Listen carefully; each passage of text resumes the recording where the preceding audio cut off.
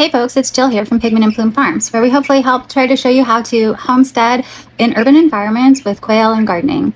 I'm hoping that if you find value in our material and information that we're providing out to you, that you can please like, follow, share, and if you're finding this video on YouTube, please subscribe. It doesn't cost you anything. It helps us in the algorithm and helps our information reach more people. So please do all the things, and we really appreciate it. From our farm to yours. Cheers.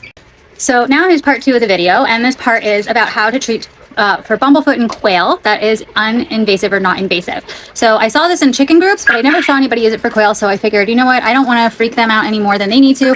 And basically the treatment involves using this PD, or basically it's a drawing salve. You can get it on Chewy or Tractor Supply or any of those places. And this is for, it's advertised as for horses and dogs, but it's for any animal. That essentially is what it's called. Ophthalmal ointment, advanced drawing salve, 20%.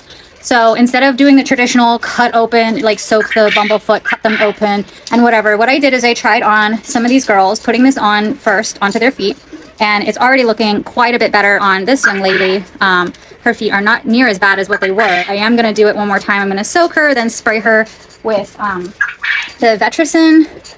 And note that when you are dealing with bumblefoot, that can be staph infection, so you do want to make sure that you are sanitizing, hand washing, wearing gloves, cleaning all your equipment, and then making sure you're going through and cleaning and bleaching out and cleaning cages and everything of where they were. You do want to try to separate anybody that's infected into their own area, and then again, when they're cured, you can move them and reintroduce them back into their other environment, but you are going to want to go back through bleach and really thoroughly clean all of those areas. So essentially all I'm going to do is I have these little pads. I pre-cut everything that I need. I have these little pads. I'm going to place that drawing salve on the pad. I'm going to wipe her, I'm going to just place it on the bottom of her foot like that. And then I'm going to wrap it with vet tape that I already pre-cut into strips. Again, if you're doing this all by yourself one-handed, you want everything pre-cut, and then I have, again, taped to make sure this stays in place. That is going to allow her to be able to walk around on her feet and ensure that this drawing salve stays in place. And essentially what it does is, since a bumblefoot is an infection, it's just pulling it out. Now, if you discover that it is really hot to the touch, maybe the bird feels a bit feverish, that's when, if it is available to you, you're going to want to get a veterinarian involved.